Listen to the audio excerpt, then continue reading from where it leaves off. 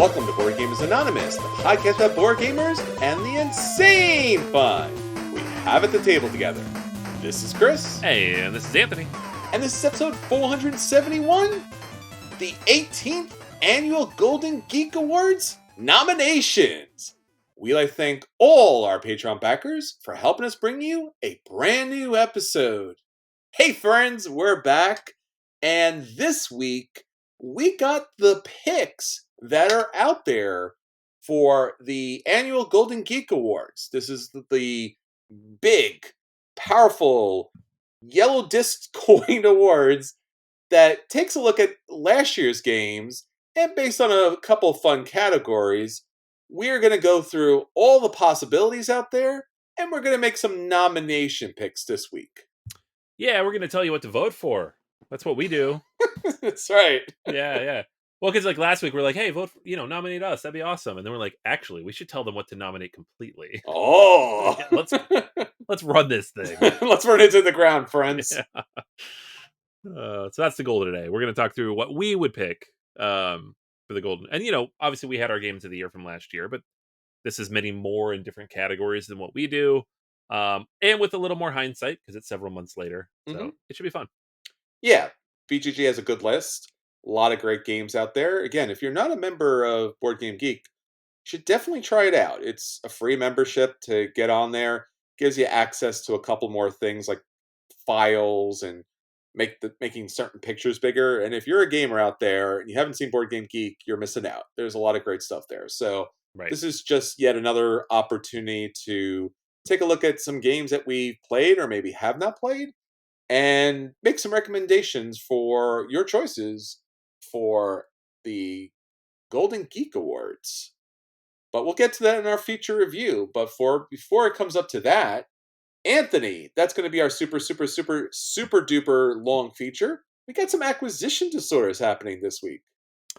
Yeah, acquisition disorders, of course. All the stuff we want to buy. Can't help ourselves. We got to do it. So the one I wanted to kick off with this week is it's not even going to be up for crowdfunding until July, but it definitely has my interest peaked for several reasons, and that's DC Heroes United. Yeah, so they did it. Simon was like, you never know. Like they did 3 sets of Marvel, and you're like, maybe they're done. There are literally no more Marvel characters to do. They're up to like 500. I don't know what crazy. else. There's nothing left. There isn't. They like talking about scraping the bottom of the barrel. Yeah. They did that. So they were like, hey, let's get a new barrel. Yeah, I know. Oh man, potentially an even bigger barrel because these characters have been around for even longer. So it's true. We're going to DC. We got Batman and Superman and Wonder Woman. And that's all we really know right now. So they have the preview page up on GameFound. Something you can't do on Kickstarter. So we have like a good sense of the aesthetic, which is the same. It's Chibi's. It's Chibi's. It's United. That is the brand, United. Yeah. And all they're showing us right now is the Trinity, right? So you have Batman, Superman, and Wonder Woman, and then the Joker is the villain in like the base box here. That's all we know. Yes. That's not even a full base box though. There should be at least 3 or 4 more heroes that we're gonna get. I would guess the rest of the Justice League.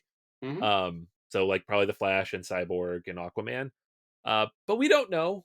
It could be anybody. Who knows what DC told them to do. Yes. And then we have the Joker, and maybe they'll throw like Harley Quinn or something else. Of course. I don't know. And that'll be all fine and good. Because, you get the DC stuff. It doesn't look like they're tweaking the formula too much. We do get supervillain mode, so you can play as the supervillains or play one versus all, which I think is something that came in one of the expansions. Yeah, it did. In the X-Men set. And then they have the kind of the updated Commander solo mode, and then the equipment, all of which again has been introduced into the other sets. Which is good because if you're doing DC, you have to have equipment because that's honestly these characters are known more for their equipment than anything else. Yes. Like who is Wonder Woman? I don't know. She's got an invisible jet and a cool lasso. Like those are her powers. Never mind the super strength and all that. So I mostly for me this is just a game of what's going to be in this. What are they going to sell to me? Because I'm going to back it because I I've always been a DC guy. I like Marvel, and those chibis are great, and I like the game, but now they're coming at me with DC, and these are the comics I read as a kid, is Batman and Superman. So I I famously paid $300 for that Batman Gotham whatever stupid revamp of Conan. That's not a good game, but I have all these miniatures all over my basement now. Sure. Um, so yeah, DC United. It's gonna happen for me at least. I don't know if you're out, but I'm in.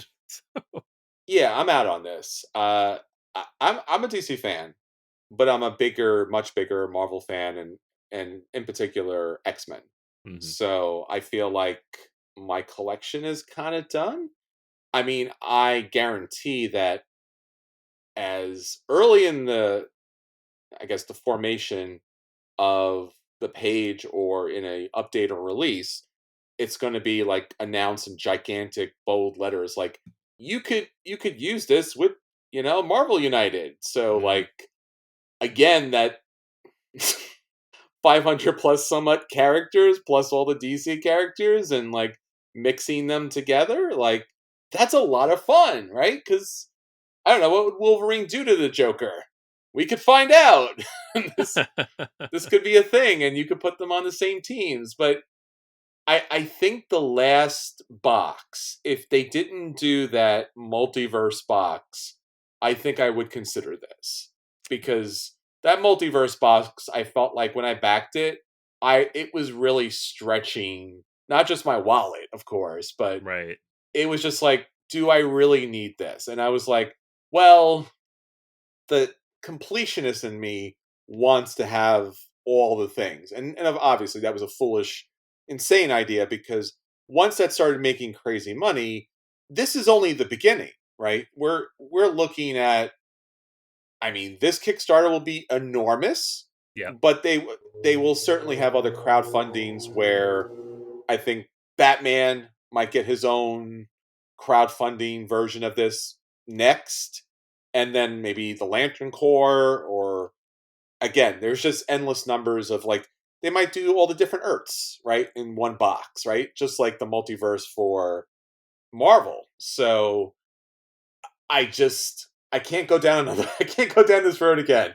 I just I know. Yeah, I it's just tough. It's tough. yeah Part of me too. Like if you look at the DC zombie thing that they did, yeah like after Marvel Zombies, they did a DC version, which did not do nearly as well. Because it was like kind of backdoored into GameFound, and I say not nearly as well. It made $2.5 million, but sure Marvel Zombies made like 13, so there's a big difference. yes But the extra sets that they released was like Gotham Knights, so a bunch of like you got your Catwoman and your Batwoman and all that stuff. You had Arkham Asylum with a bunch of additional villains, Green Lantern Corps. You had Shadow Pact with like Zatanna and Constantine, and then oh Unkillables with like Bane and Bloodshot, and like some of those are more interesting to me than others. And I'm not hmm saying this is what they'll do for DC United, but I feel like we're gonna get a similar vibe here of like maybe a box for each kind of subset of the mm, DC universe. Like we'll get one Batman box and one Green Lantern box and maybe one of the Mysticals box, maybe a Flash box. hmm Uh, and then yeah, I think you're 100% right. I think season 2 of this is yeah Batman all day, all the time, pure yes Batman. Which so I might go light on this and then save my money because I know they're going to do Batman next year, and I'll sure. probably go all in on Batman because that's what I do. I'm stupid like that. Yeah, and the third one will be the rest, Yeah. right? Yeah, yeah. The Crisis on Infinite Earths, or like we said, the Flash, Yeah. or the Lantern Corps, or like you said, Justice League Dark. Like you said, all the mystical characters, which are my favorite part of DC. So I would love to have a Constantine and Zatanna and the Etrigan, all those kind of really Right. cool kind of characters. Yeah, So, yeah. I th or again, again, we talked about it could be animated, right? You could have Batman Beyond, you could have all there's just so much. There's just so much. There's so much. Oh my god.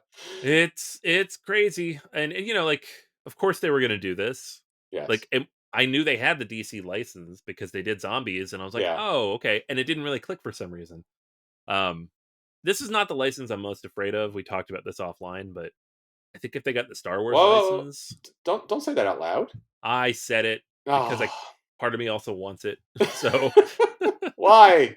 No, uh, don't do that. mm, They're gonna put a giant Imperial Walker on the board, and I'm gonna be like, AT-AT? eh? There's a giant AT-AT on the board. I Marvel gotta United, but with the vehicles? Eh? and the spaceships, and then Yeah. oh no, no, don't do that. Get a Death Star the size of a soccer ball in the middle of the table? No, stop. Stop giving them ideas. But I want it. But I want it. Give ideas. It's All right. okay. I won't tell Well, you about it. It's fine. Everybody hide it from Chris. He doesn't want to spend the monies. I I don't. understand. I I don't don't. either, but I'm gonna do it. Your kids know this is where you live now, right? Yeah. Yeah. Dad, what do you got in the basement? Marvel United. DC United. Wow.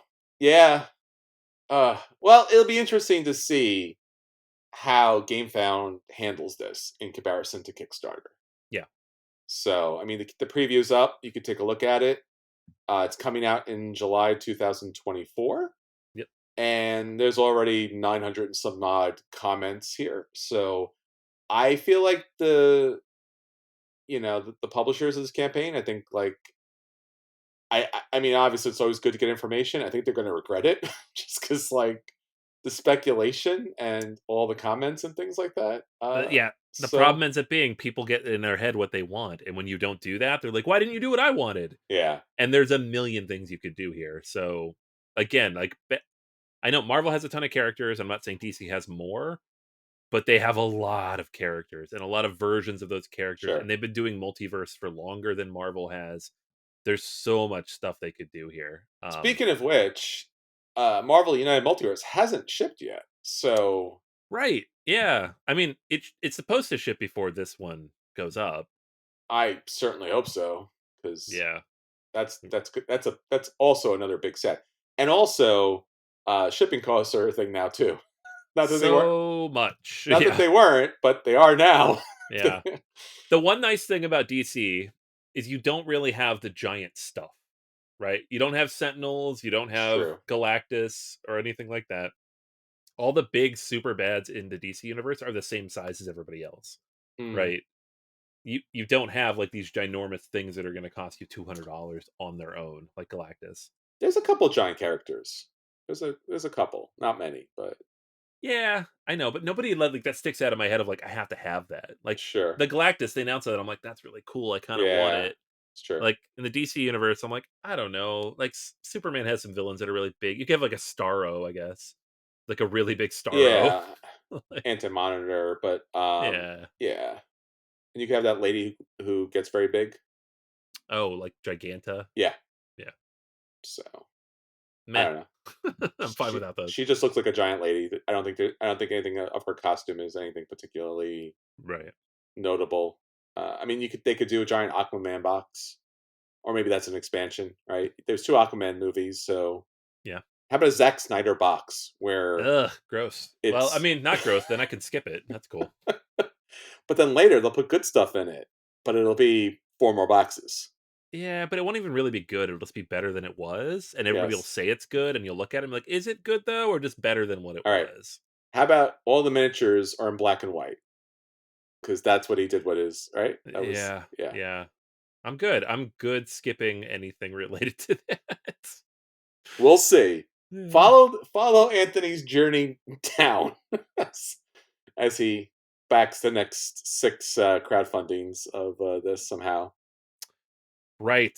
Yes. Hmm. I'm completely out of room though. So if I do back this, something else has got to go. I either got to start pairing out the Marvel United stuff, maybe grab some of the boxes that are rare and I'm never going to play and sell Sure. them to fund this. I don't know. It'll be fun to see because again, like I said, in comparison to Marvel United, if this makes more or less, if GameFound has a place to play, did they learn anything from their last campaign on Kickstarter? Hmm. So will there be some differences here? Some corrections. I'm interested to see what the shipping cost might be. Mm. See if that's a little bit different. I'm interested to see like if we'll get. I know we'll get comic versions of these characters, but I'm wondering if we will actually see the Zack Snyder or the Injustice universe or Metal or the cartoons or something like that because those are fairly popular. Like, will we see a box of Teen Titans? Mm, because Teen Titans is very popular too. I hope So so, yeah. They're making a new movie. I would imagine they're doing that. yeah, so that could be its own campaign or at least its own major box because there's a because you could just do a campaign of Teen Titans because there's been a lot of versions of Teen Titans. That's true. Yeah, Yeah. I would put money on Teen Titans, Green Lantern Corps, some kind of Batman thing, maybe Arkham, and maybe Suicide Squad. Those are like the 4 that I would say are like yeah. most likely. Suicide Squad, I don't know if it would sell. I mean, they've had 2 movies, so I mean, they really pushed that hard, and they're going to get another, like, I don't know. We'll see, because again, the new DC universe is coming up, so maybe they have Right. something to say about that. Yeah, yeah. But James Gunn is doing it, and he did Suicide Squad, so maybe.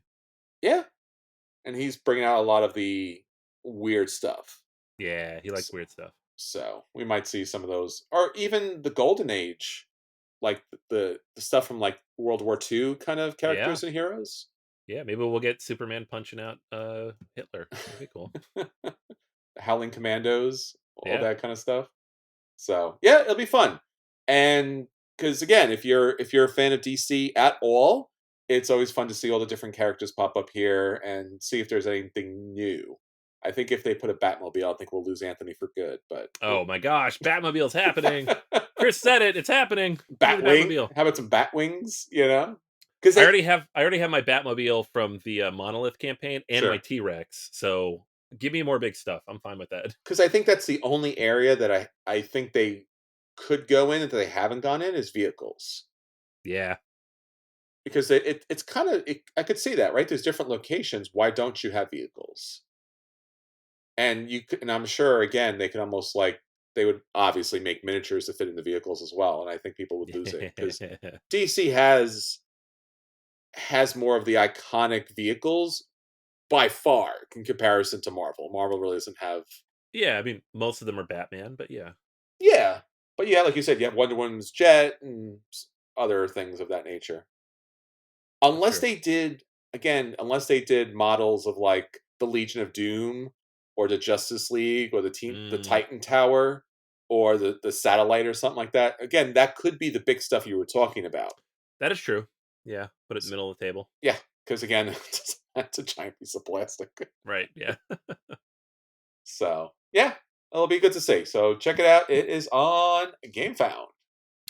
Indeed. Alright, so quite the opposite here. I'm gonna talk about a Kickstarter game that that's on crowdfunding currently. At the time of this broadcast, you'll probably have about 10 or so days to go. This is actually a collection of 3 games. I'm going to talk about one specifically, but you should definitely check out the other 2. This is Bebop, Shuffle and Swing, and Cat Blues, The Big Gig. It's 3 games of cool jazz and cool cats. Uh, this is a game that's currently on Kickstarter, and they've already surpassed their goal by quite a bit. So this is more along the lines of like, hey, marketing. So maybe you want to back this.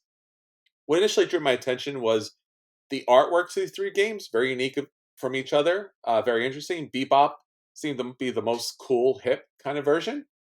And basically, what we're looking at is for Bebop, there's going to be a share board and what you are doing is you are dealing with a jazz festival that's happening outside, and all these different bands have different areas in which they're set up to perform. And you are managing the different fans that are coming there. You're a booking agent.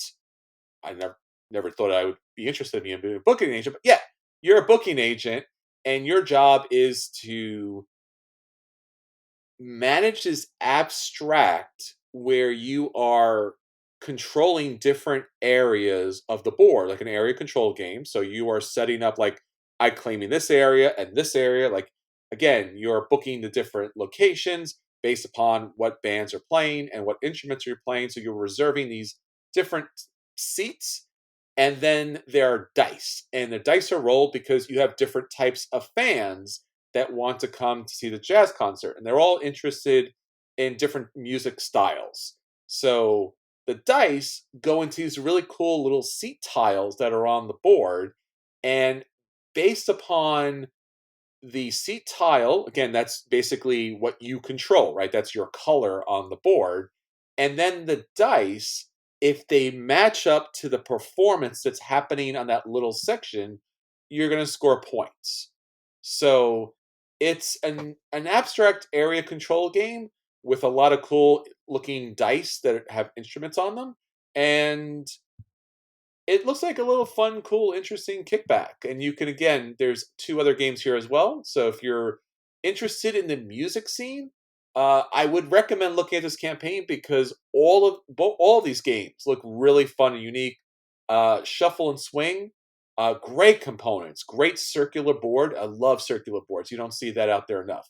But it's mice, and they're having a lot of fun with music out there. So um, Cat and Blues, again, a little fun kind of card game that you could check out. So three campaigns to check out, all pretty cool. The one that really piqued my interest was Bebop.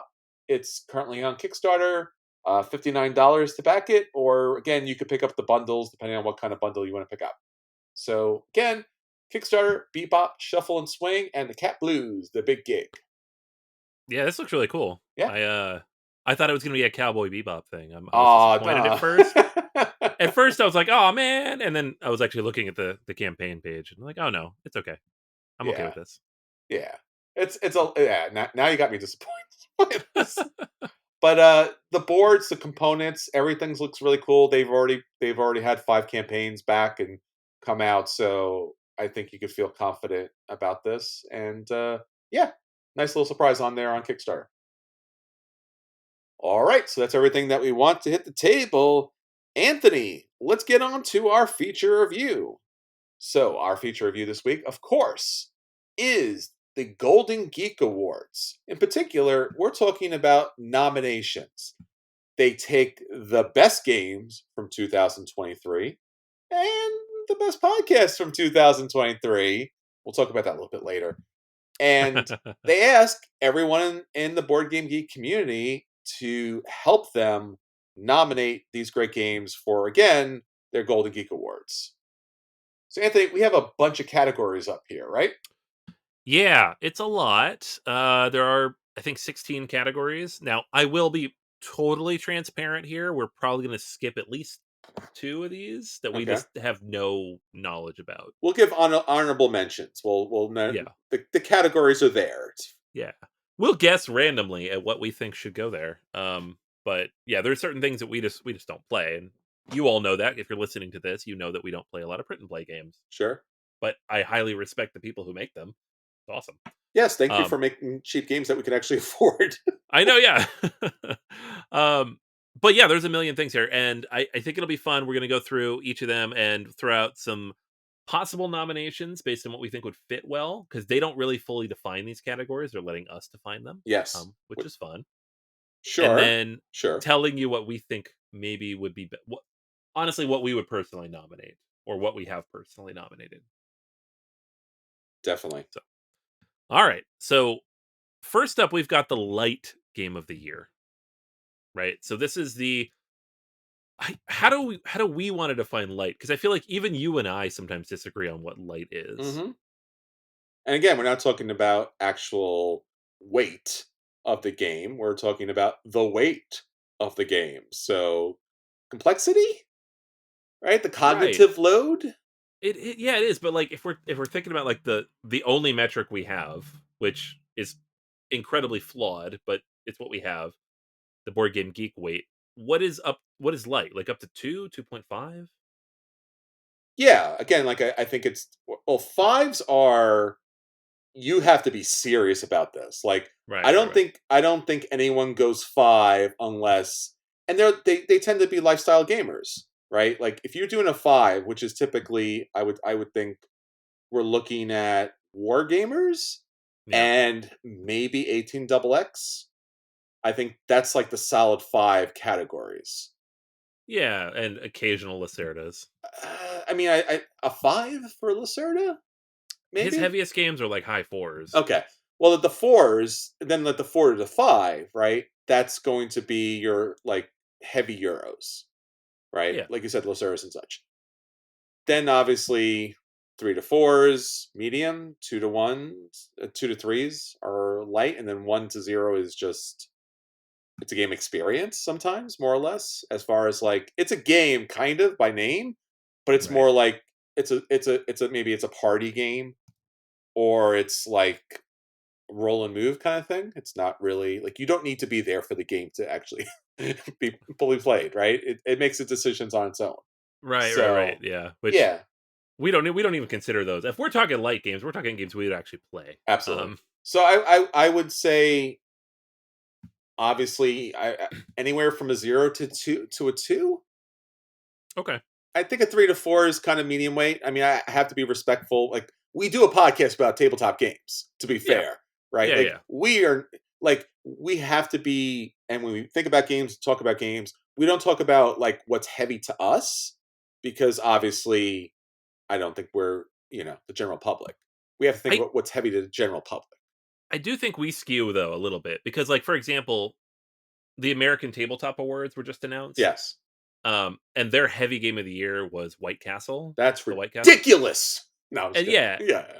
it's not a heavy game. It's No. like a little over an hour. It's a 3.0 on Board Game Geek. I would say it's probably about right, a Sure. 3.0. I would consider this a medium weight game ish. Like, it's not even that complicated. I could teach this game in 10 minutes. Sure. So, but that's like the broader public's definition of heavy. So, we do skew a little more in that direction, just so you all know, because that's how I nominate games. Like, I would nominate this as a medium game if I liked it, which I do not. Sure. But it's if I were to nominate that, it would not be as a heavy game. Okay. Sounds good. All right. So light games. Light games. Some highlights here that came out during the year that I think deserve to be talked about. We have Star Wars the deck building game, Uh-huh. definitely light, I think. I taught this to my children, no problem. Okay. Um, World Wonders is very popular. I didn't love it. I didn't give Sure. it a good rating, but it's definitely up there in terms of popularity. Um, Thunder Road Vendetta, I think, is falling into a lot of people's medium category, but it's winning a ton of awards. Mhm. So, and it is definitely a lighter game. Um, the Veil of Eternity is another one. Yes. It's kind of up there. Point City we played Yes. back at Gen Con. Very Mhm. good. Kind of spin on that formula. Um, so like I don't think there was any like knockout. We didn't get a new Azul this year. We didn't get a new code names or anything like that. But a lot of solid kind of lighter weight games. I think like Forest Shuffle is up there. I know you didn't love that, but that's a popular one.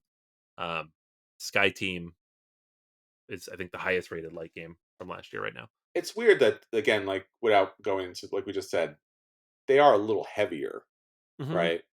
Because it's a lot of like, snowballing, triggering this, that, and the other, whether it's Far Shuffle or Sky Team. Right. Yeah, like for me, a light game would be only stuff I would like. A game has to be light for me to consider taking it into class or teaching it to my students. And a lot of Sure. these games I wouldn't bring into class. They're too heavy. Yes. So Like like Point City, maybe. I would nominate Point City.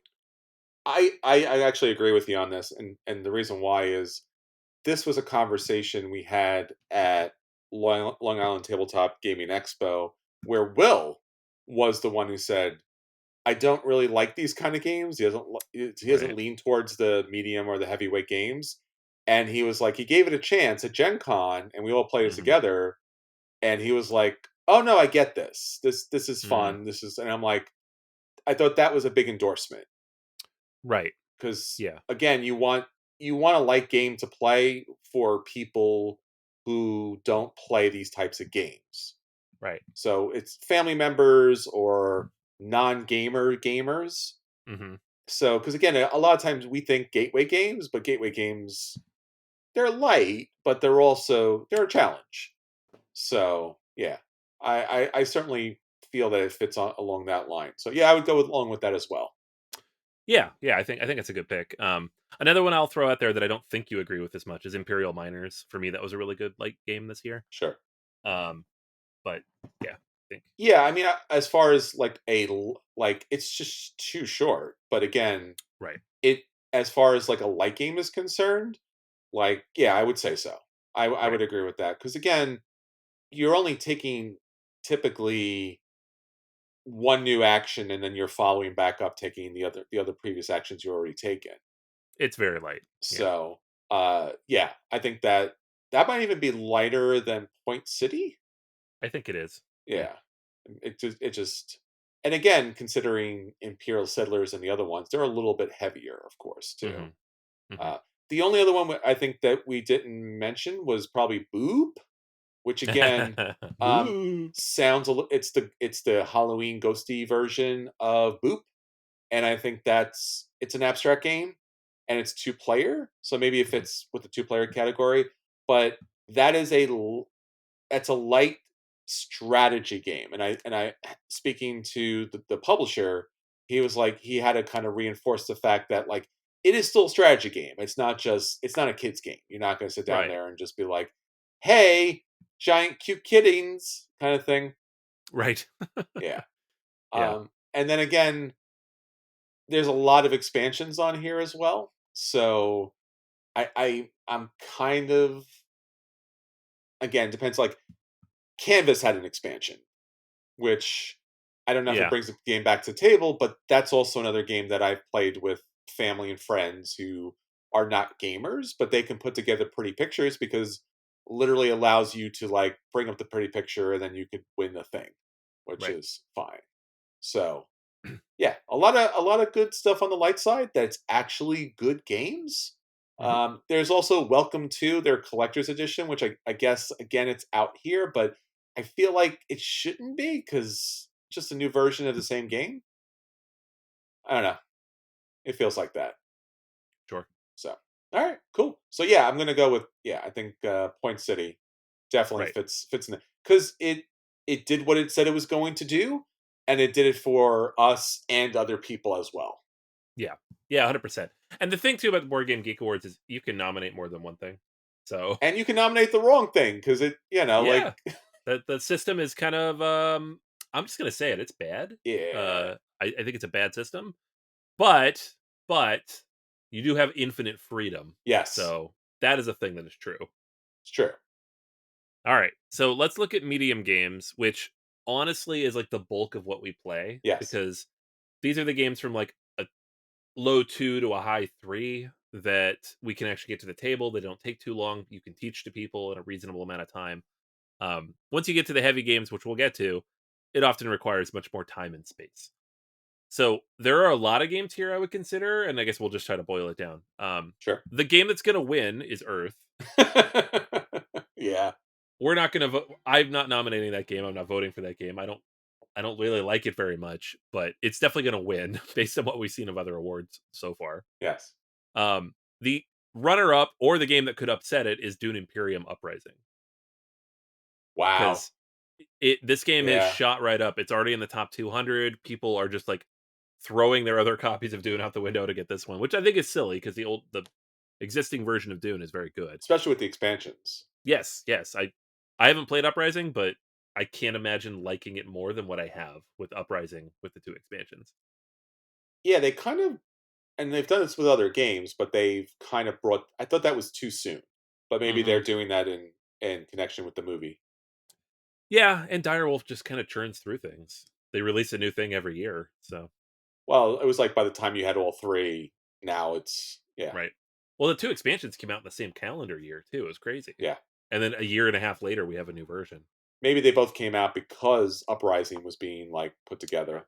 So Maybe, they were yeah, they like, had to rush we them need out. to get these out. 'Cause- Right. um, White Castle, the White Castle. I think it's going to get a lot of buzz because it just won the American Tabletop Award. Mhm. I didn't really love this game. I didn't hate it. It was a dodge for me, but it was after playing the Red Cathedral, I was a little disappointed by what this game ended up being. Um, from those designers Mhm. who I really like. Sure. Uh, some other games though that I would be excited to see nominated. Distilled, I think it's a great medium weight game. Yep. I think it kind of pitches itself almost as a heavy game, and it absolutely is not. No. Apiary is one of my favorite medium weight games from the last year. I know you haven't played that yet, but I think if you the theme is silly, but the game itself is a very interesting take on worker placement. And it doesn't lean towards being a little bit heavier? No, I don't think so. Okay. Yeah, it is just worker placement with some twists on the various elements, I think. Um, Barcelona is in here under the medium weights. I It's not a complicated game, but there are enough different types of actions that that one might be a little tough. I think I love Barcelona, but I don't know if I would nominate it for medium. I think it's a I would nominate it for me. I think it's that sweet spot. It's not heavy. Okay, You always get to take an action, and actions score you a bunch of different points based upon like how everything lines up. So sure. I I think it's a good solid in between. It's not light. I wouldn't drop this in front of anybody, but I think it fits the medium. Okay. I mean, I love it. I would be Yeah. happy for that. Um, Earthborn Rangers had a really big year. It's up on GameFound right now too in the late pledge. Mhm. So just a few other ones that kind of snuck in here. We got Daybreak came out towards the end of the year. Ancient Knowledge we played. Um, Mhm. just a fascinating game experience that I it really flew under the radar, but that's that yellow lack of marketing, I think. Yeah. I played a bunch of that on Board Game Arena, and I like it a lot. I was surprised how much I liked it. And I think you played it with me. We played it. Yeah, I like it. It's just that idea of like you have actions you can take, but you have also have cards that can replace those actions, so you could do more. Hmm. So it's pretty fun. Yeah, yeah, I like it a lot. Mm. And then I'm gonna throw one more out here. Is Moon, the Sure. third in the trilogy from Sinister Fish. I think it's a very solid, uh, medium weight, very accessible experience out of the box. It's not up there with Villagers necessarily, but it's very good. Yeah, and I think it's a good it's it's not a bad starting point for people as well like a medium weight game. Sometimes I do think about them like I want to kind of introduce somebody into the heavy kind of stuff. Hmm. And I think Moon's good as far as a medium weight game's concerned. Like a lot of the actions are kind of directive and simplified, and you get those bonus cards, so it fits Hmm. really well. Yeah, no, I think it's a great one. Mhm. So I'm gonna vote. I think my nomination again, assuming we only have to pick one, which again you could pick as many as you want, um, is Apiary, which I think I mentioned there. I like it a lot. Okay, mine's Barcelona. Yeah, which I would also, if that was nominated, I would vote for it. Same. All right. So that leaves us with the heavy stuff. The heavy game of the year. This was a very good year for heavy games. We talked about this when we did our awards. There were a lot of very good ones. Mhm, Um, like the top 5 on Board Game Geek, and this is like 3.8 up to 5 mhm. on the rating, are Hegemony, Darwin's Journey, Age of Innovation, Voidfall, and Nucleum. I like all of those. And Sure. it Darwin's Journey needs the expansion, sure. So maybe we discount that one down to a maybe, but the other 4, I would nominate all 4 of those games. I like all of them. They were all buys for me. So, Sure. um, there are other games that came out last year that are interesting. Horseless Carriage. Yep. Um, we played Evacuation. I know we were kind of mixed on that, but Mhm, it's an interesting design. We have the re-implementation of Jean Guo, very good game. Weimar, the Fight for Democracy, that 4-player only game. mhm, Um, the Small City Deluxe Edition, it's a much nicer, cooler looking version of that game. Uh, so and of course, a game that'll probably come up later because it's a weird one, but Mr. President, also just like a big epic experience. mm, Very, very heavy. But I think the top end here kind of I feel like those will be the 5 nominees if I'm sure. being perfectly honest here, but we'll see what people end up voting for. I still have a little bit of a problem with, like, all these deluxe and anniversary editions kinda popping back up here for the year, Mm, like, a lot of these games now, more than ever like, back in the day, it used to be, like, when something was reproduced, reprinted, or re-implemented, it was a thing, like, those are rare. Right? Now it's like it's kinda clockwork. You came out with a game, so 5 to 10 years later, you come out with a super deluxe version, and sometimes not even 5 years later. So, it's weird to see so many of these deluxe but I think the ones that you have picked out, I think they're special because they're different, unique in their own right. right. And I think that's kind of fun to see because usually when we're talking about the heavier games, I think there is a sense of like all of these heavy games are the same type of game. Mm. And I think a lot of people mistake that because it's like, oh, it's a Euro economic game where you're calculating taxes and you're doing a thing. It's like, no, no. It may have been that way where it was beige and green and Mhm. Mediterranean like or German post office or something, but now it's very diverse. And the line has blurred between the Amerithrash and the Euro games a lot of times too. Yeah, no, it's great. Like, again, you look at those 5 games, Hegemony, Darwin's Journey, Age of Innovation, Voidfall, and Nucleum, which again, I think will be the 5 nominees just based on general Sure. buzz. They're pretty. They Maybe are. not maybe not, like, brilliantly so, but, like, these are all well-produced, fun to look at games, which 10, 15 years ago, that was not the case for the big heavy stuff. Yes. Like, no one even tried on those games. They're like, "Yeah, whatever, that's not why you're here. You want the spreadsheet." Um, and, like, we chose Hegemony as our game of the year Yes. and our heavy game of the year. My personal game of the year last year was Voidfall. Mhm. So, like, 2 of those there out of the 5, I think, for me, I would probably nominate, but any of those I think would make it great. It was a really good year because the last 2 years were not good years. Mhm. This was a very good year. I would say though, I mean, as far as like as a full I mean, when I think about heavy games, I think like there has to be a game that just is a landmark game.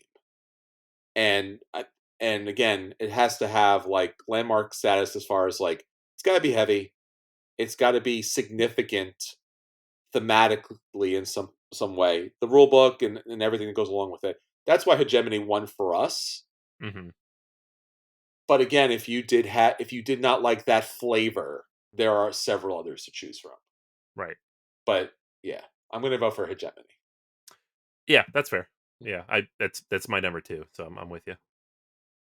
All right, so let's move on to other stuff. We get out of the purely subjective stuff. We get a little more um, objective here, at least in terms of what the category definition is. Yes.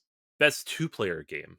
Oh, So I've only pulled up games that are only two players because I I agree. Sorry, I didn't want to jump in there, but I so wholeheartedly agree with that. this category drives me nuts every year, along with the one-player one, because you can nominate anything. Anybody can nominate anything, and I think a lot of times the most popular games that have two-player modes that don't suck end up getting nominated Same. here. Yeah. Drives me crazy. Same with the solo ones. Like, the games that win solo game of the year are not the best good solo games of the year. Yes. So, the two-player only games, and I think this year we might be okay because we have Sky Team and Star Wars: The Deck Building Game up Yes. top. Sure. Those both of those games are amazing, and they're two players only. So, I think one of those will win it. Both of them will definitely be nominated. Um, my vote is Star Wars. There really aren't a lot of other ones on this list that I have played a lot. Match of the Century I picked up. It's fine. It's not nearly as good as Watergate. There's Boop, which you mentioned, which Yep. is cute and will probably get nominated. There's updated versions of Mindbug, which is a great, like, very quick two-player card game, but maybe a little too niche. And then the new version of Undaunted, which is always a new one coming Mhm. out. But Star Wars, Sky Team, I think those are like the top of the heap this year. Yes. I mean, it's hard to say anything else.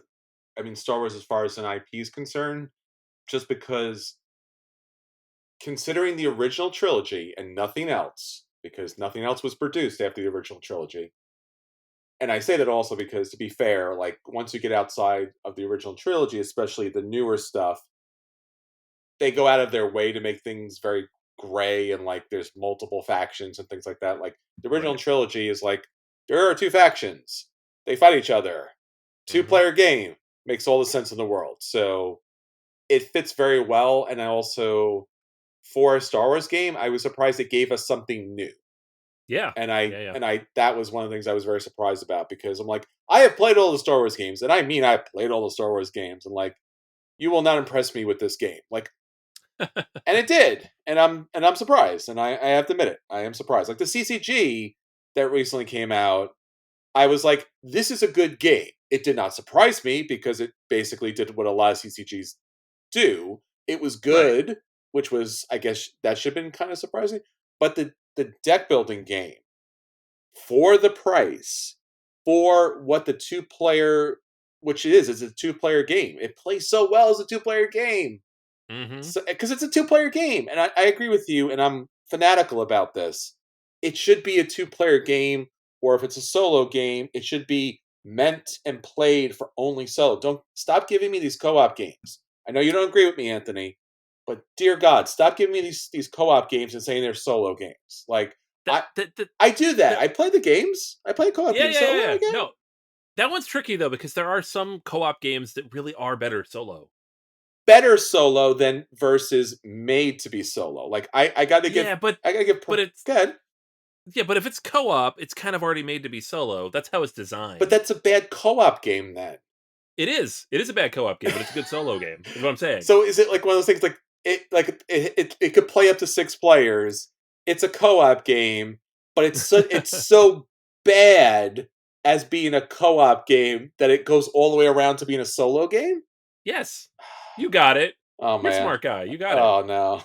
Hey, listen, Spirit Island's one of the best games ever made. It is. I've played it like 150 times solo and like 7 times with other people. So take with that as you will. I don't consider that game even to be a non-solo game. I take it as you could multiple people could join you. It's fine. But the idea of Spirit Island is the different spirits have cards that work together. If you want to multi-hand, that's a different story. I mean, I have Defenders of the Realm behind me right now, and Yeah. I'm multi-handing that, but I don't think it's meant to be played that way. And I just want to give props to the designers out there that really create something to be a solo game or a two-player game. So I think there's a different level of complexity to that. Mhm. Mhm. I think a co-op game that can play great at one or at best at one is like accidental. Like they didn't mean for that to happen. Or like again, they built a bad alpha gamer, right? Yeah, that is true. It's a funny thing. Like I've had this conversation with Jason before because he's like, I played Pandemic 1,000 times by myself, and I'm like, yeah, but that's like the ultimate alpha gamer game, It is. and you can't actually do very well in that game unless you have multiple characters because you don't have the powers. Yes. So it is legit multi-handing and just being like, yeah, I'll just do it all myself. So, which is a perfectly fine way to enjoy a game, but yeah, it speaks to your point. Yeah, I mean, I'm not a designer. I've never designed a board game. Maybe one day, but I I I Come on, man, get good. I gotta believe that the people who create solo games or specifically two-player games, there's got to be an extra level of difficulty to that. I feel like I Right, think they went for it, and I think they landed it. And again, like I've heard you talk about solo game. I mean, I've solo game too, but like I've right, heard you talk about solo games for so many years, and I'm impressed by them. I yeah, think it's impressive because I think it's yeah. like you said, multi-handing is just I don't I don't know. Yeah. So that I guess we're not even to the solo game award. Why don't we just talk about it now because I think All right, we've been we'll jump ahead because the thing is if you put in games that play solo for 2023, it is legitimately just the list of heavy games mixed in with the medium games going down, right? It's Darwin's Journey, Age of Innovation, Earth, Dune Imperium, White Castle, Voidfall, Nucleum. None of those are designed to play solo. They all have solo modes that are tacked on. Some of them are pretty good. Some of them are not actually very good. So, um, I my argument is, and I think you agree here, is we should just look at games that are solo designed, right? yes, it So, should be the Terzi Award. yes, yes. Well, not necessarily because Turtzy does a lot of those solo modes, Yeah, I know. right? We look at those the last 8 games I mentioned. He does like 6 of them. Ah, Um, so, but the games that are only solo, we have Legacy of You, okay, which is the Shem Phillips game sure, about the ancient Chinese legend. nice, nice. Very good. We have Hoplomachus Victorum, Yes. a new version of Hmm. Hoplomachus. We have 20 Strong from Chip Theory. Okay, And we have Mr. President, that big sprawling monstrosity of a game from GMT, which is solo only, by the way. sure. Witchcraft, which I is like the that. Yeah. reimplementation of Resist. Yes. Big fan. Um, and then like one of the sleeper hits for me from the year is Ancient Realm, which is a button shy game. Sure. It's my favorite of theirs since Sprawlopolis. Wow, that's impressive. Yeah, so these are all very good. I hope some of these get nominated. I'm concerned none of them will, Aw. because Yeah. I don't think many people have played them, because that's what happens. Like, who's buying the 3-hour solo only game other than me? Um, It's true. I own all but one of these, so It's the Anthony Chatfield Award, people. it is. And if I'm giving an award, it's probably going to be Legacy of You, because that's the one I played the most, and I really enjoy it quite a bit. I think Shem Phillips really understands how to make solo games. And like, we had Hadrian's Wall also, which plays multiple people, but it's really designed to kind of be engaged with that way. Um, and I really like that outside of like the non-historical historical games that Phillips makes, we have these explicitly historical games based on actual events. Um, so that's my vote. I probably would vote for Mr. President if I had ever successfully gotten through the rules and played it, but that game is a beast. Yeah, and I think these games, unless it's specifically meant to be the game that crushes you, I think they have to be playable, accessible. I think that's essential. Right. That's why the Essen Awards are typically based around the rule book. Yeah, yeah, I think it's important. Like, and the thing, like Mr. President too, they have like a whole big errata and like changes to materials because they made a bunch of mistakes. Like, the game is brilliant, but the game is too much game. Like, it's this thing this guy's been making for 10 years. He's like, here it is. It's all the stuff. It's all the things. Yeah. So that's our solo take. I know it's not what's going to happen, but Aw. that's my take. Well, we'll pitch for it. Yeah.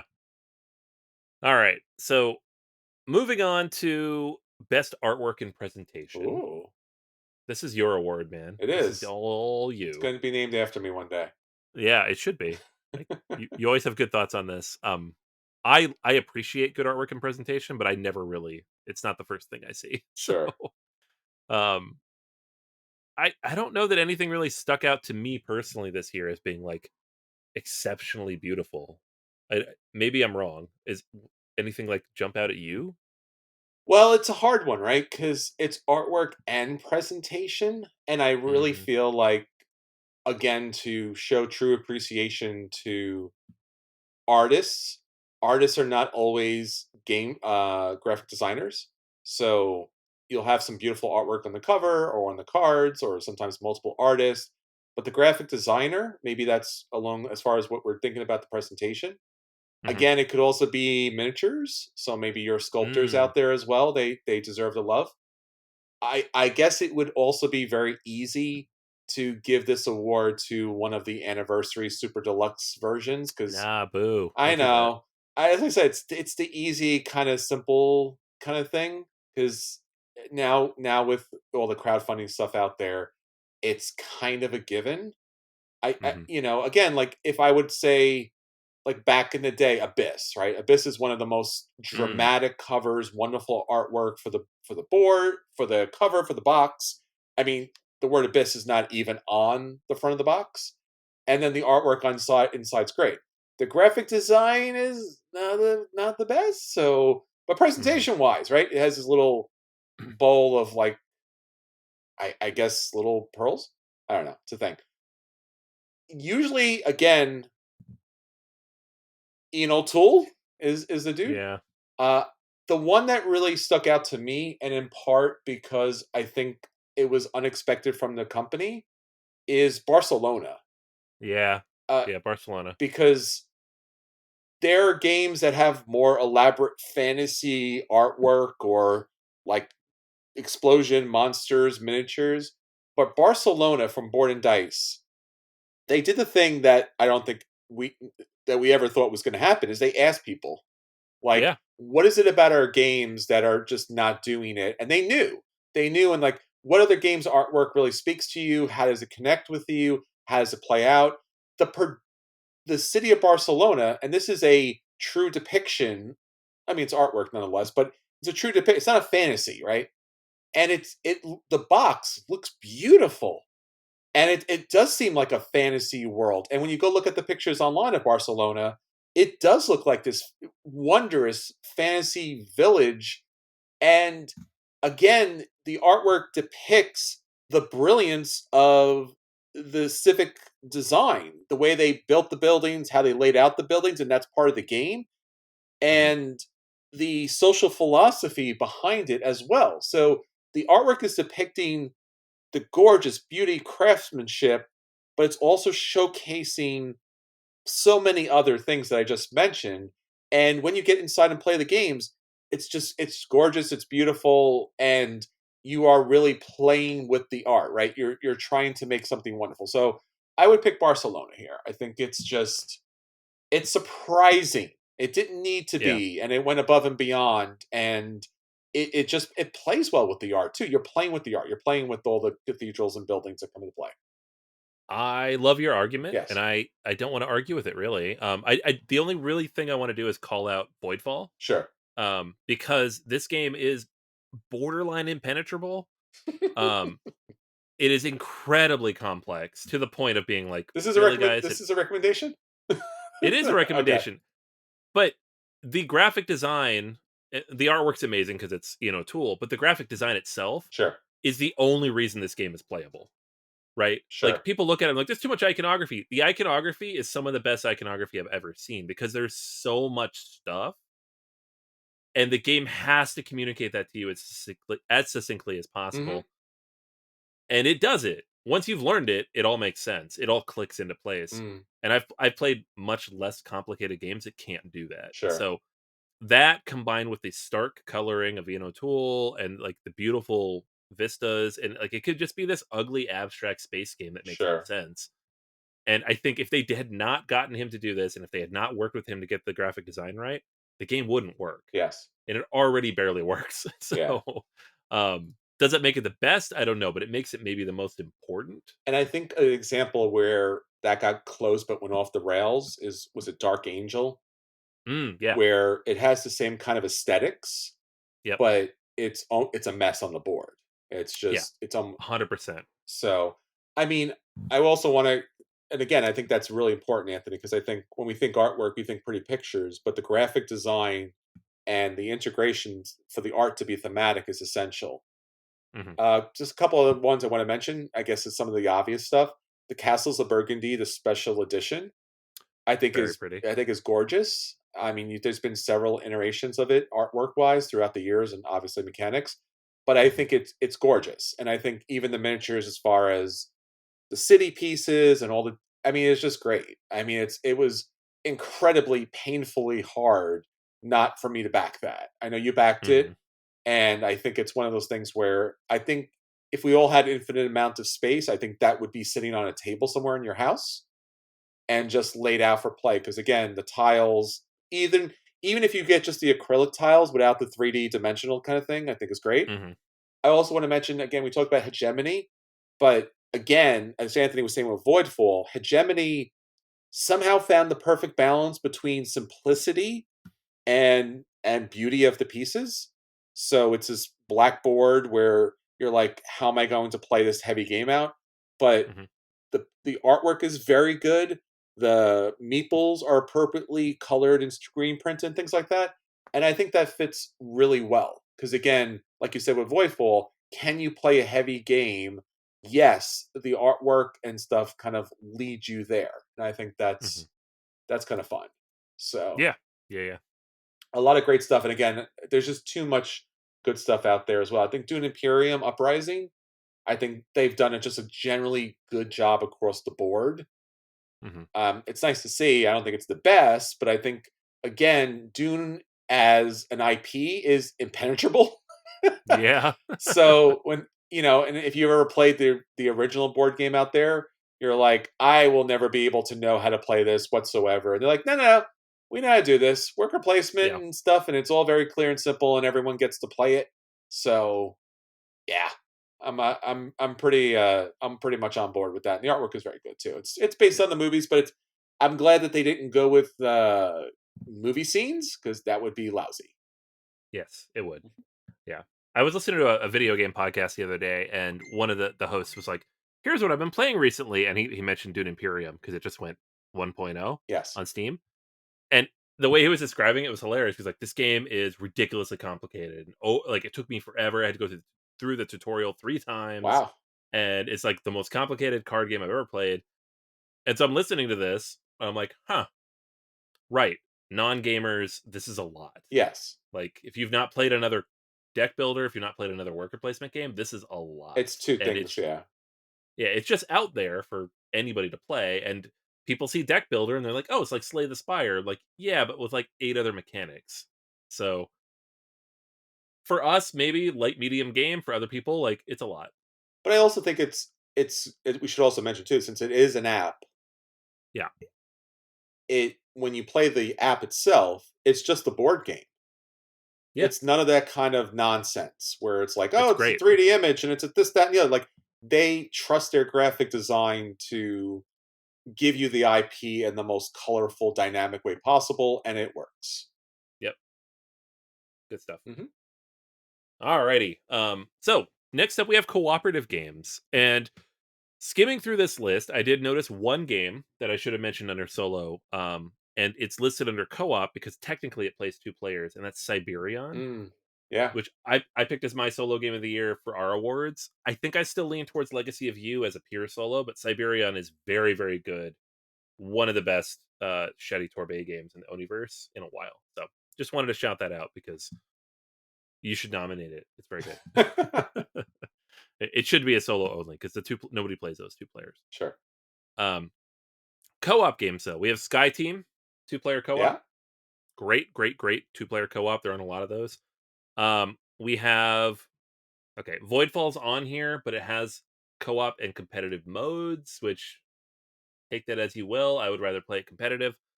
Um, Marvel Zombies. It's more zombicide, but Yes. so meh. Yeah. Daybreak, Sure. which is the new Matt Leacock game, which working with another designer on that as well.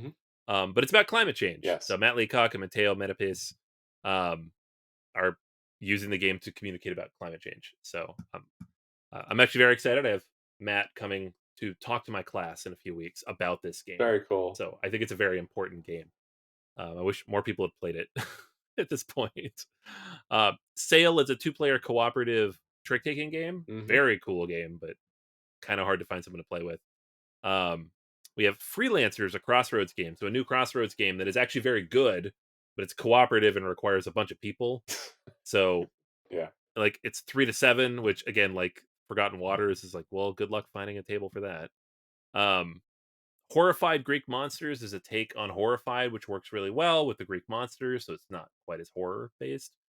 And then last shout out here because my son told me I had to, but it is okay. Stranger Things Upside Down is a pandemic style cooperative game about Stranger Things, which was legitimately kind of fun, and we played it with the whole family several times. And we lost once, and he threw one of the Demogorgons across the room and snapped its head off. So it's Okay. yeah, but which is honestly that's the feeling you should have in a cooperative game. It's true. So nobody held it against him. Yeah. What do you think, man? You're not a co-op guy, I know, but like, what stands out for you? I yeah, I am not a co-op guy except for the games that I just like. Spirit Island's a co-op game. I love it's one of my favorite games of all time. It was my favorite game of the year. Defenders of the Realm, favorite game of the Mhm. year. Uh yeah, I don't know. What do you think? Let me ask you first. Yeah, I mean, I'm gonna go with Daybreak because I think it's the most interesting in terms of the thing about co-op games is I want them to communicate something. Mhm. Like, if I'm playing with other people and we're working towards a shared goal, that's a game system that allows you to really build a narrative and walk people through that narrative and communicate something to those players in a way that competitive games sometimes struggle with. Um, like cooperative games are unique in that way, whether you like them or not. And Daybreak does something really interesting that no other game has really pulled off. Like CO2 comes the closest, but it's too complicated. Um, so Daybreak for me, I think, is a very important game, but also a very good game. It's fun to play, and nothing else here in terms of pure co-op really does that. All right. I'll go with that as well then. All right, all right. Next up, another category that we're not super plugged into is party games. So we're gonna do this one anyways because there's a few interesting ones here. There's That's Not a Hat. Okay. Yeah. You're giving gifts to people. They may not be exactly what you say they are. There's the Dixit Disney edition, which I know sold gangbusters because Disney. And then we played Nekojima Yes, at a game day not too long ago, and we had a lot of fun with that one. we did. Uh, I honestly, skimming through the rest of these, I don't think I've played most of them. So I pulled this one up mostly because I wanted to shout out Nekojima. I thought that was a fun, cool Yeah, game. And wanted to thank Chris and Aaron for teaching us Nekojima. It was fun. it does have a co-op Um, mode too. yeah, yeah, Yeah, that's it was on the co-op yeah, list for sure. yeah. I think that one certainly. All right, that one's easy. It was gonna be a short Nope. conversation Yeah. 'cause, what else are you gonna say? Um, all right. Next up, we have best thematic game, Ooh. which is a terrible category always because no one can agree what that means. Um, I don't. So okay, if we're talking about thematics, Hegemony again, our game of the year from last year, is probably the most thematic game I've played Yes. in a very long time. Yes. Yeah. Yeah. Yeah. Yeah. Yes. I would say so. And again, because I'm thinking, like you said, as far as thematic, like you could talk about themes, and we just did a whole March Madness on that. But thematic should be whatever the theme is. You if you're playing out that theme, it follows, right? I always give the example of like Agricola, right? First you plow the ground, then you plant the vegetables, then you harvest the vegetables, and then you make food out of the vegetables, right? Hmm. Thematically, because the game's about farming, right? So you are taking the steps when you play the game on the board. You're actually placing the pieces are growing, and so forth and so on. That's it, it's thematic, right? Like even if you haven't played Agricola and you're watching it, you know what's occurring. Right, There is a lot of games here that are thematic. I think Hegemony, like we've been talking about, is the heaviest lift right. because not, it takes in consideration the different social classes. Each of them plays unique, that asymmetrical game style. So thematically, each of the classes play thematic, and then as a whole, how they interact with each other is unique. And I think again, the only the only level of complexity I've seen thematically like that was probably Feudum back in the day, Mm, where you had yeah, all the different guilds play differently, and then they kind of work together. But hegemony is obviously a level deeper and higher to that. right. Mhm. Yeah. No, Hegemony reminded me of like a good Lacerda game where the theme informs the mechanics and vice versa in a way that is incredibly hard to do. Yes, and again, like I said, it's the heaviest lift, right? Right. I mean, Flight Team is very good and thematic, but it has some elements where, but like again, it kind of lands, right? But Hegemony is certainly doing like super calculus, right? Right. It's just doing like four different classes and how they all interact together and overarching political, sociological themes at the same time. So yeah, Right. Yeah. Yep. Yeah. So that's my picks. Like you said, special shout out to Sky yeah. Team. I would also shout out Barcelona. Barcelona was the other one I was thinking about because again, you are doing what they did, this Yep. civic planning, and again, it's messaging in there, positive messaging in there at the same time. So, Hmm. yeah, so Hegemony's a little bit more of a thing, but again, I could see Barcelona, of course, and Sky Team as well. Right. Although I think on a plane you would talk to each other.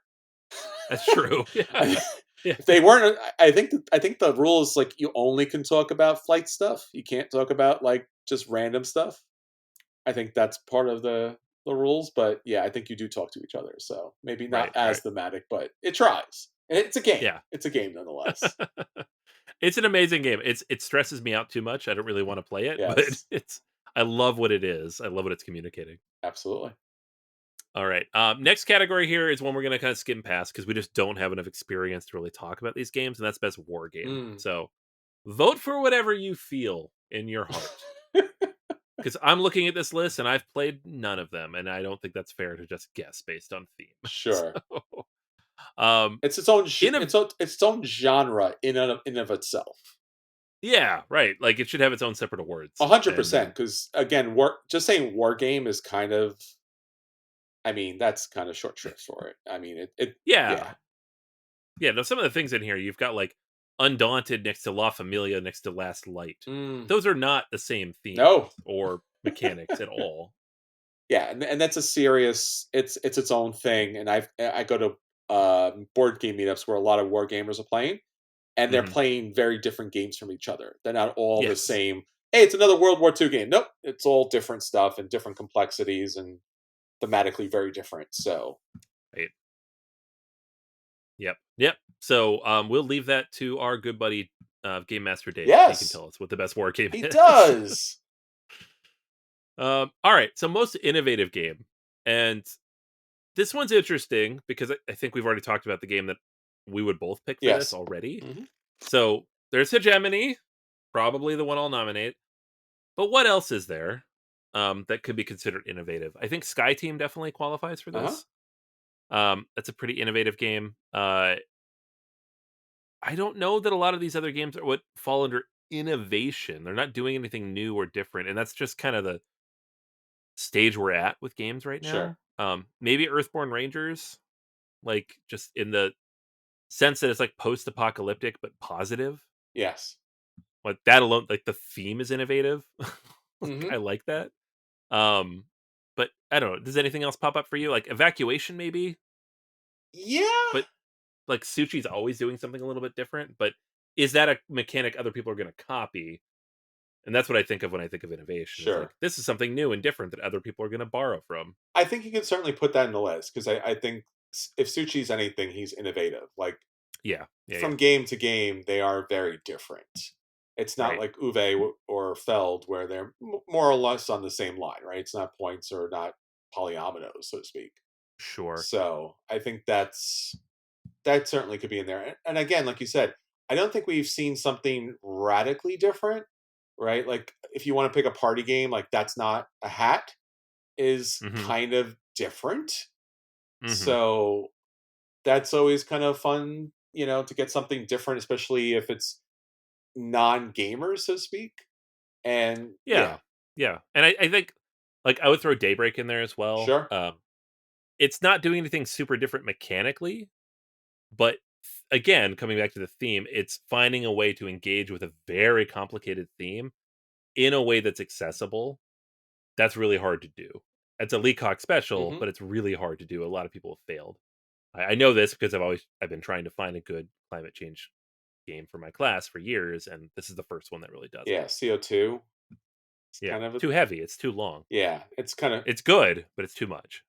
yeah. Septima is a good, somewhat innovative game because it's all Mm, about the yeah. witch trials, but the witches are the hero characters here, and there's voting because again, it Hmm. kind of depicts that time and place. So it is a little different as far. So it has both the witches providing services and helping people and such, and then it has the witch trial elements to it, which is the voting mechanics that go along with it. Hmm. So that was different from Mind Clash. It wasn't something, and again, it was a little bit lighter. So Hmm. it did play, you know, to play different. I think it's somewhat innovative as far as its approach concerned. I think the one I'm going to vote for, Anthony, and I think you're missing this a little bit here. Rebuilding Seattle. Oh, I did miss that. Why didn't we mention that earlier? I don't know, man. It's not ranked very high. You know what that's part of the problem Aw, is like I'm looking through the first 2 to 3 pages of Board Game Geek, it didn't pop into my head. That should have been the medium game of the year.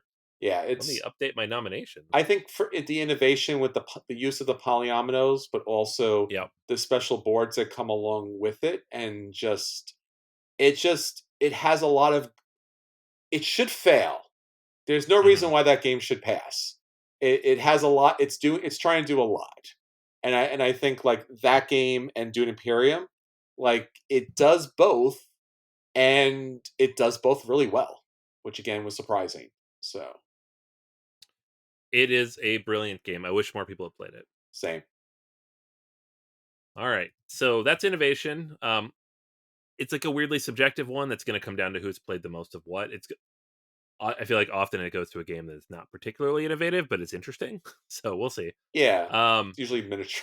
They usually make it a miniature. right. Yeah. Big miniatures Yeah. game. All right. Let's move on to expansions. We Oh. got a couple more categories here. In the expansions category, we have Arc Nova Marine Uh-huh. Worlds, which is the highest rated expansion from last year. I would argue it's not a bad expansion. It's just there. Sure. Like more cards, more animals, more enclosures. Mhm. That's not what I wanted from an expansion, but it's apparently what a lot of people did. So I'm happy for them. Um, Lost Ruins of Arnak, the Missing Expedition. So you got a really solid solo 2-player campaign out of Mhm. that, and a couple new leaders. No new mechanics really, but a lot of new content. Yeah. Cascadia Landmarks kind of falls in the same bucket as Arc Nova Marine Worlds for me. It's fine, but I could take it or leave it. Um, we had Spirit Island Nature Incarnate. Tons of new spirits, new aspects, new threats, all good stuff, but doesn't really fundamentally overhaul the game, unfortunately. like, Beyond the Sun, Leaders of the New Dawn. The solo mode is great, but it's not compatible with the Leaders of the New Dawn expansion, half of it. So you have several different modules here that don't overlap, which makes it a little bit limiting. Um, I wish that wasn't the case. We have the trilogy of Ares Expedition expansions: Discovery, Foundations, and Crisis. I have not played these all in their entirety to like be able to say which ones are worth it, which ones are not. Mhm. But I think generally across the board they're considered good. Um, I know one that you've pointed out several times as being kind of essential is Darwin's Journey Fireland expansion. Yes. So to the point where it takes a fine game and turns it into a good game. Yes. And then we have Hegemony's Crisis and Control Very expansion. good. That's also very good. Yeah, so then you get like the Crisis deck that adds a lot more Mhm. dynamic. It makes it more dynamic, right? Yes. Um, so what do you think? Right? I think you mentioned the Darwin's Journey, the Firelands. If it wasn't for that expansion, and then obviously a couple of little mini like, it fixes the game. I Hmm. mean, I honestly wanna be mad at the designers here or the publisher here, because Right. like, I feel like they did a disservice to everyone, including themselves, because the base game is so bland and so Hmm. limiting, and for it to be a Kickstarter, I think if you pick this up as a retail product or if you picked up just the base game, I think you're gonna be very disappointed. And I Right. think and I'm sure this goes back to the old days. I mean, I don't know how old, but these go back to the days where remember back in the day where they used to come out with expansions, Anthony, and we were like, certainly this was supposed to be in the base game and it was cut off to make an expansion. Yes. That's what I feel went on here. Well, then it can't win the award. That's Well, that's silly. what I'm saying. Like, as far as an expansion goes, it's essential. And again, it goes along with like some of the smaller expansions that go along with this as well, not just the Fireland boards. But the Fireland boards allow you to do there's like there's like four main actions. I mean, there's more, Hmm. but there's like four main actions that you're taking, and two of them are not really that potent. Like you have to do them, but they're not really that potent unless you get the Fireland boards, and now fun opens up. Right. So shenanigans, but also it's the best expansion. Uh, All right. uh All right. Yeah, that's a tough one. it's All right, I'll throw one more in here though. sure. And I don't know if this one really clicked for you as much as it did for me, but it was further down on the list, probably because less people played it. Is the War of the Ring the card game against the Shadow Oh expansion? yeah, Like that might actually be my pick for the year. That's an incredibly good expansion. It makes the game so playable solo in an engaging, fun way with a new deck of cards to play against. yeah. I could see that because again, it doesn't fix a broken game necessarily, but it takes a great game and lets you play it differently. Yeah. And I just historically don't like solo. Just like it just doesn't work typically. Like a lot of times the AI in the game or the card deck, or oh, you scored Mhm. 5 points, so you're kind of a winner. But if you scored 7, you'd be a real winner. But maybe I like no, no, no, no. This Yeah, one was very easy and straightforward to follow, and it right. allowed me to play the game that typically, if you want to play the game as it really should be played, it's a 4 player game. And I mean like a 4 player game. 4-player only, Not yeah. best at four, but like a 4 player game. So Yeah. Yeah, yeah. I think that's a high compliment. So yeah, I'm gonna go ahead with that as well, because I think that's significant. It's Yes. not more of the Yeah. same. It's not a 5 player expansion. It's not, like you mentioned, modules in a lot of these expansions, and they don't always work, or they work like, oh, you can play with this, that, or the other, or don't. Like, Mhm. sure. I mean, I have so many Queen games that have like Ugh, my multiple god, Queen expansions, games. and they're like they're Yeah. good, but like, what's the combination?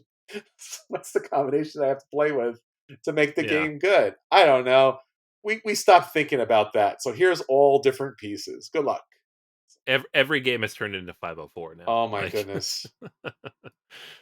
good times. Alright, we have 2 more categories. We mentioned we're gonna skip over print and play because again, neither of us played any of these. We already talked about solo Hmm. games. So we have best board game app or video game. Oh. Yeah. So this one's tricky because it's not built into the kind of UI of the system. Hmm. Um, so they actually give you a separate list that I guess they've curated. So some of these I didn't realize had come out this year. Hmm. So I guess we can't vote for those. We've got Biblios Hmm. Dice, Capital Lux 2, Yes. Carson City the card game. Yes, I know about that. Who knew? I knew about these things. Oh, okay. Discordia, Fantasy Realms, which we just played recently. Very good game. Um, Fleet the Dice game. I didn't know that existed, so I got to go download that now. Munchkin Digital, I famously terrible. Yes. Yeah. Even I, the Munchkin fan, will say that. Yeah. Numsters, which is one of the Button Shy games, came out last year. Power Grid. I don't know which app or version of it. I guess it came out on phones and stuff, which is cool. I didn't know that. Rome in a Day, Scram, Star Citizen, which from what I have heard is more of a scam than a game. Um, Twilight Struggle Red Sea, which is an expansion, Unmatched Digital Edition, which costs $4,000, and then Zebra. So several things here. One, this is not a complete list. There are several games I could think of that are not on this list, but these are the ones you can nominate from. Two, it's best board game app or video game. There are no video games listed Yeah. here. Uh, the obvious answer is Baldur's Gate 3, but you Did you can't vote You for can't write that. that in? So You can't write that in? no, Okay. no. And I guess because Dune Imperium was still in beta, you can't vote for that either. Um, so I recuse. None of these. I've played none of these. I played a bunch of stuff last year. None of them are these. Yeah, I played a couple of these, but they're not it's not this list. No. I'm trying to see the best of the worst. I mean, the best of it's not the best of the worst. I shouldn't be that rough on it. Carson City the card game is not bad, but it's not the game, and they could have done the game. So Yeah, that would have been I'm good. like, why are you doing that? Like, this is I've played Carson City the card game. It's okay, but like, Hmm. why'd you spend money making that an app when you have the game? Do the Right. game. Just like, why would you spend money on a so okay product when you can make the game? I don't know. So yeah, Agreed. I think it's weird that the video game thing is in here, because why would you do that to yourself? Like, Yeah, and but like you have to choose from the list on Board Game Geek, and there are no video games in this list except for Star Citizen, the only thing I could think of, which is insane to me. Why is that there? I, like I said, the only thing I could think here is so, w- maybe the way they denote themselves, like an app is something on your phone, whereas a video game is something on Steam, or like on a platform or something like that, or a console. I guess, but there's so much stuff missing. Oh, there's a lot of stuff missing. But again, like, I think that's probably the reason why, because Board Game Geek has its own video game section area, Right. and I think last year was a golden age of like video games coming out. Like there was like Yeah. bangers after bangers. So like if they really meant the AAA games here, this list would just be nuked. Nothing here. Yeah. Nothing. So Yeah. So, I recuse because these are bad choices. I'm not a fan. sure. There's games in here I like. I like Dumpsters, I like Power Grid, I like Fleet the Dice Hmm. Game, I like Fantasy Realms. I've not played any of these apps, so I can't say if they're good or Yeah. not. All right. So, last but not least, we have the most important category of all. If you've listened this far, you kind of have to vote for this one. Best podcast. Huh? Huh? These Huh? guys? These guys? These guys? You, Yeah. me, you, me, you, me. Let's do it. It's us. This list is really difficult because every podcast that's ever been entered onto Board Game In Geek. multiple Uh, languages.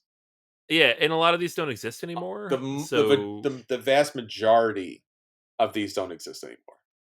so it is hard to sort through. I feel like a lot of people maybe don't bother, but I would ask you to bother. And listen, we would love your vote and your nomination. But there are a lot of other amazing podcasts here as well. So please, give them love as well, whoever you're listening to. Um, but it means a lot to the people who do this work to be represented, to see their names up there. Again, you can nominate for up to 10 different things. So if you're like, I listen to 7 podcasts, vote for all of them. Yes. There's no reason not to. Like that's what I'm doing. Like I voted for us.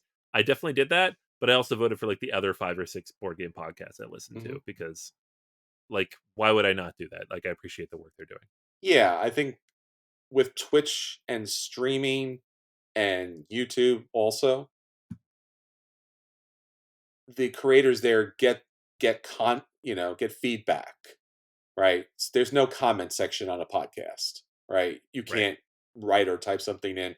So even though there's tens of thousands of you who are listening, I don't know that. There might be two of you. Like, and again, hopefully you're really happy with the podcast. I wouldn't know that. But for all the podcast creators out there, we really need that kind of feedback. We really love that kind of feedback because again, we're broadcasting in a mic to the void. So hopefully you're out there listening. And again, the nominations or the ratings on your favorite podcast player, 5 stars helps a lot. We have a YouTube channel, which again, because of podcasting, sometimes we can put on there, sometimes we can't. We currently can. So a lot of people listen to podcasts. Very few people listen to podcasts on YouTube, but you could do that. So if you're on there, subscribe, leave comments. Of course, we can read them. But it does mean a lot to all the podcasters out there. We know so many of them, and even if we don't know them, we know about the work and the effort that goes into it. And again, it's so much appreciated to take the extra step to check these things out. Yeah. All right, everyone. So there you go. We're talking about the annual Golden Geek Awards, the nominations at least. We'll come back with this once the nominations are announced, and then maybe we'll help you pick some of the awards out there. But again, thanks for listening. Thanks for joining us at the table. Please subscribe, like, do all the fun stuff that everyone wants you to do. And again, enjoy your time at gaming. So until next time, this is Chris. Hey, and this is Anthony. And we'll save you all. See you at the table. Take care, everyone. Bye.